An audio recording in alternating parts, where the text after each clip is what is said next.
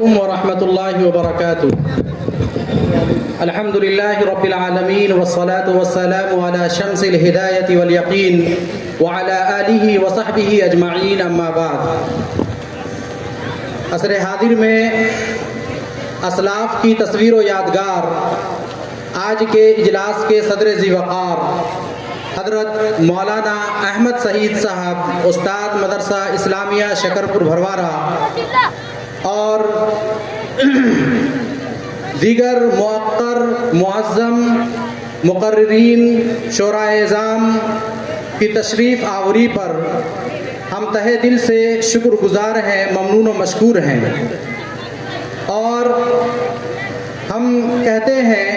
مبارک ہو سجی یہ مجلس ختم بخاری ہے، مبارک ہو سجی یہ مجلس ختم بخاری ہے، نمایاں چار جانب جلوہ انوار باری ہے، یہاں کی خاک شمع نور حق سے جگمگائی ہے، یہاں کی خاک شمع نور حق سے جگمگائی ہے، خداوندی عنایت سے حسین تقدیر پائی ہے۔ اللہ کا شکر ہے، احسان ہے کہ ہماری اس حقیر سی دعوت پر آپ حضرات جو پورے کنور حلقہ کا دماغ ہیں اور پورے علاقے کے آپ کریم ہیں، وہ حضرات یہاں تشریف فرما ہیں، اور اصح الکتب بعد کتاب اللہ، قرآن پاک کے بعد اگر کوئی کتاب سب سے زیادہ مقدس ہے، بابرکت ہے، کسی کا درجہ ہے تو وہ بخاری شریف کا ہے۔ تو اس کی محبت میں تشریف لانے والے دور دراز سے میں تمام لوگوں کا شکر گزار ہوں۔ آپ سب حضرات کی تشریف آوری اور قدم رنجہ فرمائی پر میرا رواں رواں شکر گزار ہے اور دل باغ باغ ہے، اور یہ عرض کرتے ہیں کہ ہر طرح کی بے سر و سامانیوں کے باوجود، ہر طرح کی بے سر و سامانیوں کے باوجود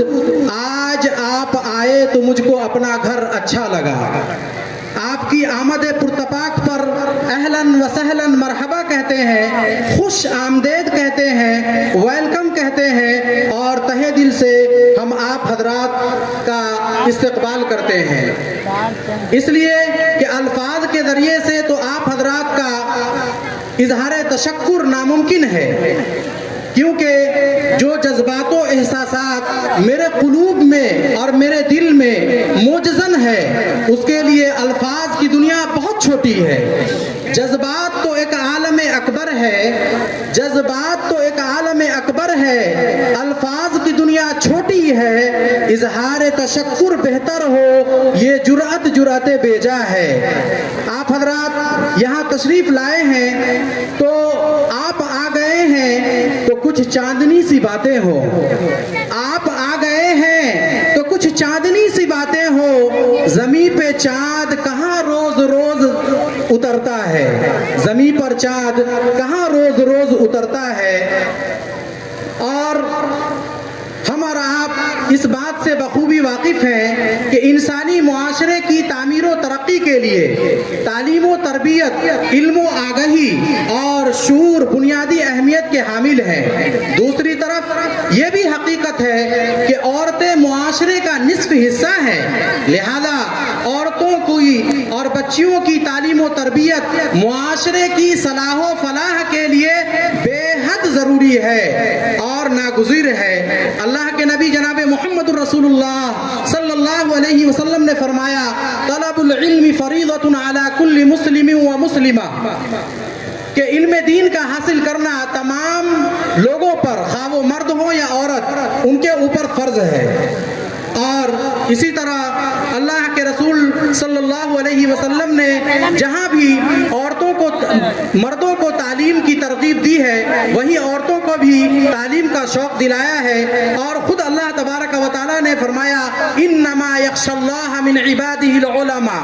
کہ بے شک اللہ کے بندوں میں اللہ سے زیادہ ڈرنے والے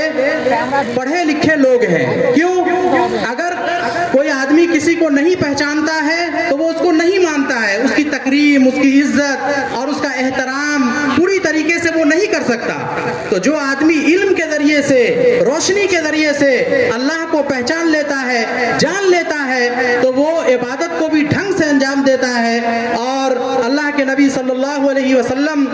کے مختلف ارشادات اس پر شاہد ہیں. اور آپ یہ بھی جانتے ہیں کہ اللہ تبارک و تعالیٰ نے قرآن کریم میں فرمایا قُلْ هَلْ يَسْتَوِي الَّذِينَ يَعْلَمُونَ وَالَّذِينَ لَا يَعْلَمُونَ، کہ اے نبی آپ فرما دیجئے کیا وہ لوگ جو جانتے ہیں اور جو نہیں جانتے ہیں کیا وہ برابر ہو سکتے ہیں؟ ہرگز نہیں. فرمایا کہ ایک عالم کی فضیلت عابد پر، عبادت کرنے والوں پر ایسے ہی ہے جیسے چاند کی فضیلت ستاروں پر. تو میرے بھائیوں بزرگوں، ہم یہ کہنا چاہتے ہیں کہ اللہ کے رسول صلی اللہ علیہ وسلم نے بیٹیوں کو اور بچیوں کو تعلیم دینے کی، تربیت دینے کی، اچھا اخلاق سکھانے کی بہت زیادہ آپ نے اس طرف لوگوں کے رجحان اور دھیان کو مرکوز کرایا ہے. آپ نے فرمایا کہ جس کے پاس 3 بچیاں ہو اور وہ آدمی اس بچی کی صحیح پرورش کرے، اس کے ساتھ حسن سلوک کرے، ایسا نہ ہو کہ بیٹے کو آپ ترجیح دیں اور بیٹیوں کو آپ نظر انداز کر دیں، اس کو معمولی سمجھیں. تو ایسا نہیں، بلکہ وہ آدمی جس کے پاس 3 بیٹی ہو اس کی پرورش کرے، اس کے ساتھ اچھا سلوک کرے. تو آقا مدنی جناب محمد رسول اللہ صلی اللہ علیہ وسلم نے فرمایا کہ ایسے آدمی کے اوپر جنت واجب ہے.